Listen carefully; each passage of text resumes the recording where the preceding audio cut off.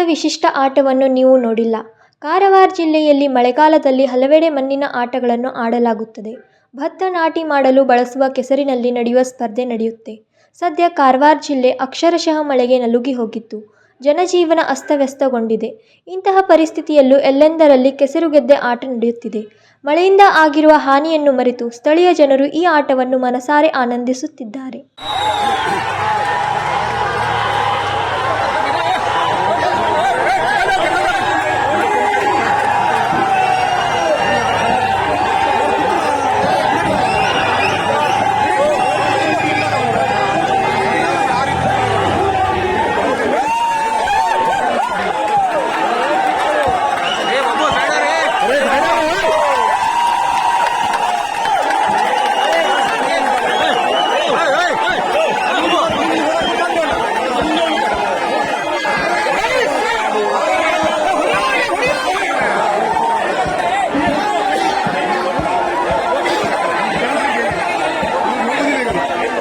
Chetan ಲಕ್ಬೈಲ್ಕರ್, KMM Kannada, Belagavi.